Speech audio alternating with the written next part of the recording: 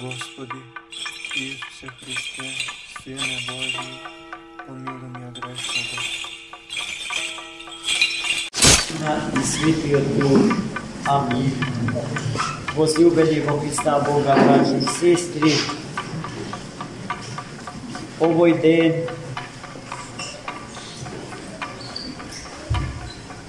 je navistina najtažen den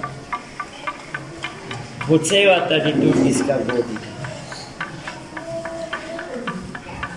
Бидејќи денеска Христос, распнатиот и убиениот на крстот,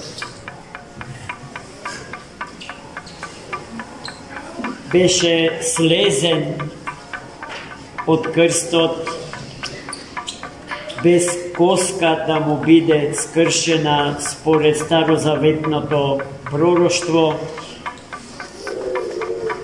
и беше положен во нов гроб. Тој, за кој што сите се повеќе и посилно верува дека е син на живиот Бог и дека е долго очекуваниот Месија, спасителот на човекот и на светот. И бидејќи Христос со ништо не сакаше да покаже дека е навистина тој што го очекува, туку му остави на човекот слободно расудувајќи да ја потврди или да ја отпарли вистината за него. И Христос Бог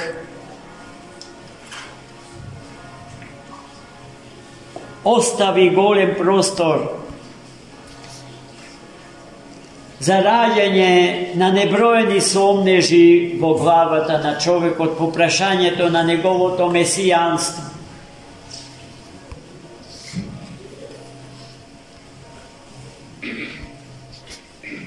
За сите овие дни, бурни, драматични, Христос е тука со нас, но решен да не изврши никаков вид на притисок,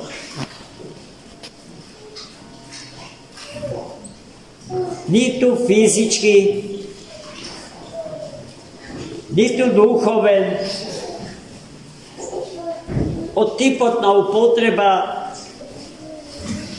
на логички силогизми, кои што ќе го стават, ќе го притиснат умот човечки во ќоше и ќе мора да признае вистина, до која што нема да држи слободно и со сето срце свое, односно со љубов. Слободно и со љубов. Најеклатантен пример за тоа е разговорот Христов со наместникот римски во света Палестина Понти Пилат.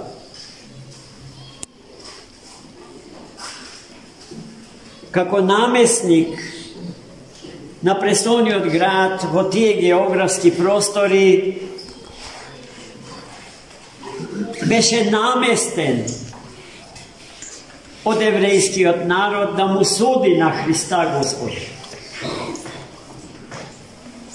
И тој не можеше да ја одбегне таа нималку пожелна и пријатна функција. Од она што го читаме, можеме да заклучиме дека Понтиј Пилат бил извонредно добар професионалец, дипломат кој што си ја познава својата работа. ама и човек кој што прави лесни компромиси, кога е во прашање позицијата што ја заземаше во Ерусалим. И тој ги постави на Христа Господа, му ги постави клучните прашања. Вистина ли е дека си ти цар јудејски? Христос воопшто не одговараше на тоа прашање, само му даде до знаење дека тој тоа го кажу, ти тоа го велиш. Потоа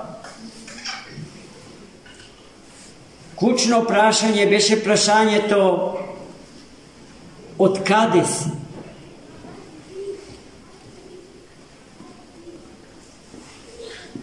Пазите, никој не знаеше од каде е Христос.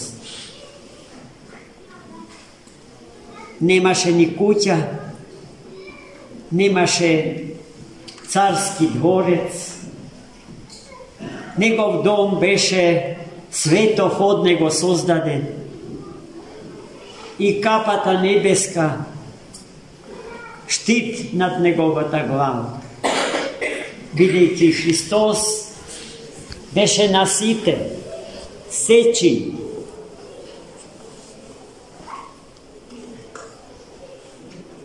Иако неспорно е дека по тело е евреин и му припаѓа на еврејскиот народ, зашто неговата мајка од родот Давидов, на втората ипостас Божија, на Словото Божие, на Логосот Божи, му ја дари природата на човекот.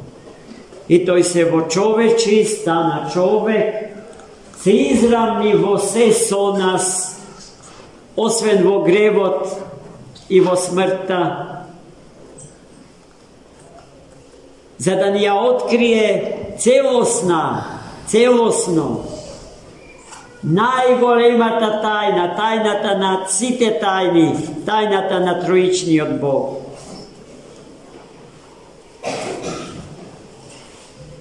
И сето тоа Господ го направи така што со ништо не ја загрози екзистенцијата на човекот. И ја прими природата на човек, се понижи, кенозис, се испразни себе си како Бог, за да го постигне нивото на човекот и да му се открие онаков каков што е, и при тоа да не му го загрози животот. И така Христос действува во сите средби со властите, секуларни и духовни во Ерусалим. Бива прашуван, одбива да одговори.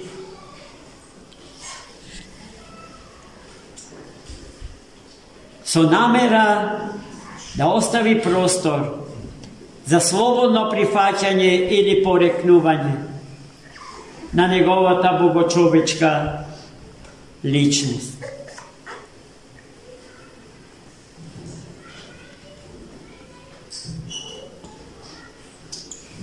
Пилат знаеше дека си има работа со чесен човек. Освен тоа, тој насетуваше, антиципираше во богочовечката личност Христова нешто што е над човекот, нешто што е повеќе од човекот, или во најмала рака се човекот во Христа го осети, го почувствува, дека сите луѓе од Адама до него се во него, во Христа, и Христос е во секој од нас. Но тој тоа не можеше да го објасни, не го познаваше писмото. И бараше начини како да го ослободи Христа Господ. И многу пати тоа им го кажуваше на евреите. Не гледам вина во овој човек. А и колко е страшен изборот на тој народ. Ставен пред изборот помеѓу докажан криминалец и разбойник. И докажан се светија, се човек. Тој народ се определи за криминалец. И тој избор и денеска стои пред нас и се плашам дека секогаш го правиме истиот избор. Секогаш сме против Христа за Варава. Варава, западното читање на тоа име е Бараба. А вие знаете што значи тоа во нашиот уличен лексикон. Да се биде Бараба, да се биде Варава, значи да се биде криминалец. Тој тип на човек ни е поблизу. Повеќе го сакаме. Поскоро ќе застанеме зад него, браќи и сестри, отколку зад живиот и несмртен живот, што Христос ни го дава, зашто за него, за тој и таквиот живот не создаде нас и светот во кој што живее.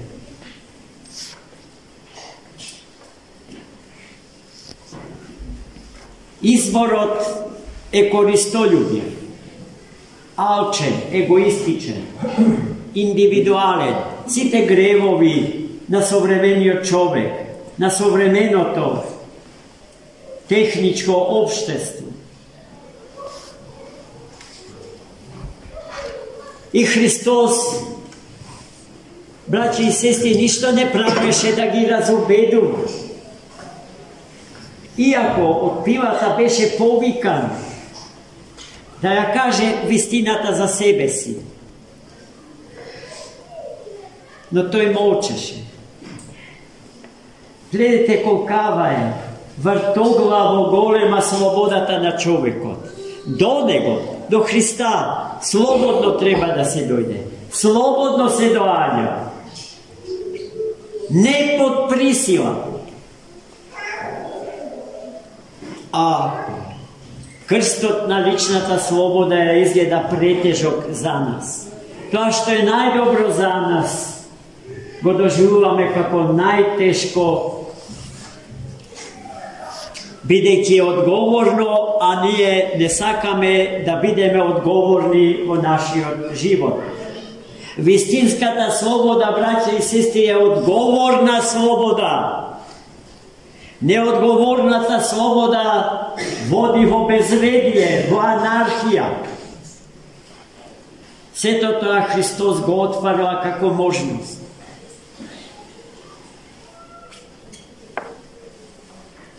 И потоа, бидејќи Пилат сака да остане човек, но не успева, при последниот повик, еврејскиот Синедрион да го промени мислењето за Христос, представниците на тоа високо духовно тело на еврејскиот народ ги кажа најстрашните зборови што може да се кажат. Крвта негова да падне на нас и на нашите деца. И во тој знак се одбива современата историја на истиот тој народ, кој што е од една страна благословен од Бога, украсен со невидени таленти, а од друга страна бездомен и никако да се собере на едно место зарад проклетството покрај благословот од Бога приме. И потоа, браќи и сестри, Пилат им го отстапи Бараба им го отстапи им го ослободи. Разбойникот, револуционерот, крадецот, злотворот. А Христа нареди да го камшикуваат и да го распнат. И сето тоа се случи. Но во моментот кога Христос умре, за во смртта Негова да умре нашата смрт, за во смртта Негова да умре нашиот грех, црковната завеса се подели на два дела, одгоре додолу, небото се затвори, карти падна, сонцето престана да грее. Од 3 до 9 час, браќа и сестри.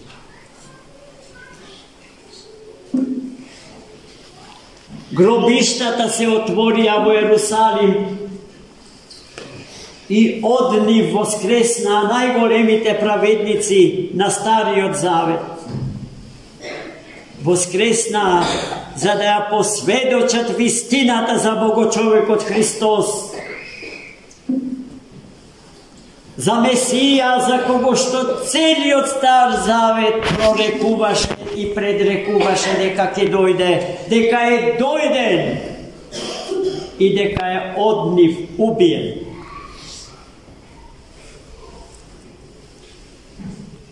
И беше погребен во гробот, онака како што ние вечерва тоа го направивме. И запечатен за измамникот, како што евреите го нареква Христос.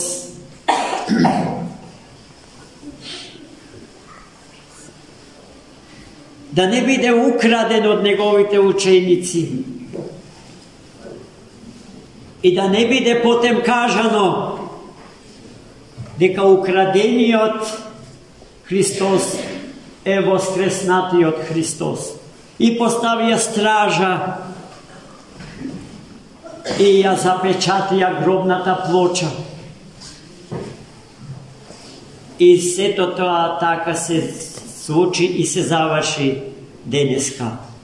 А што ќе се случува од денеска натаму, ќе видиме утре.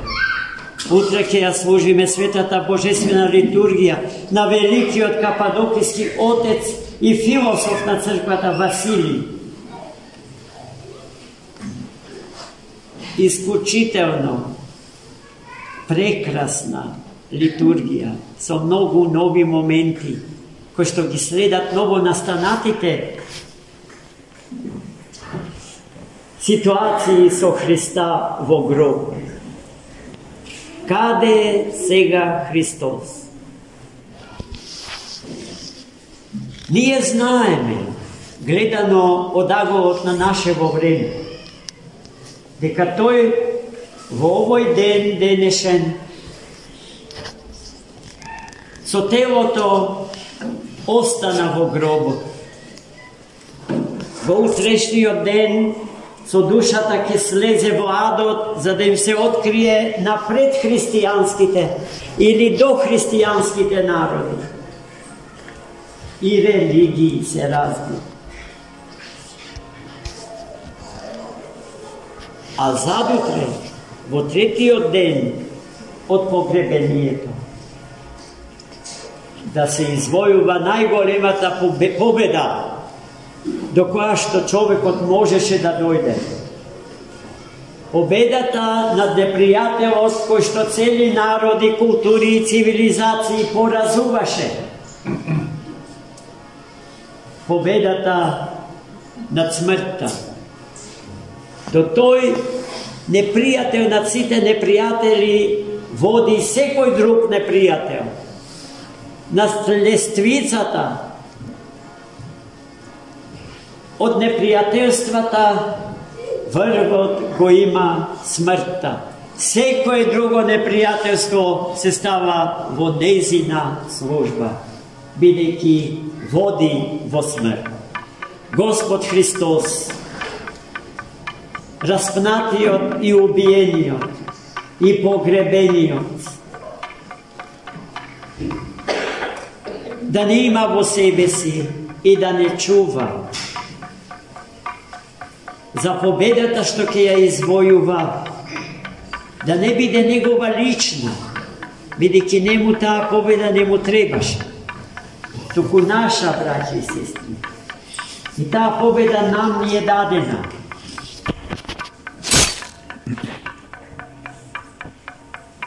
Но прашањето е дали истата таа победа што Христос ја извојува над смртта, сме ја примиле ние како свој. Тоа е прашање за кое што треба да размислиме, а и да си го одговориме. Секој посебно и сите заедно. Амин.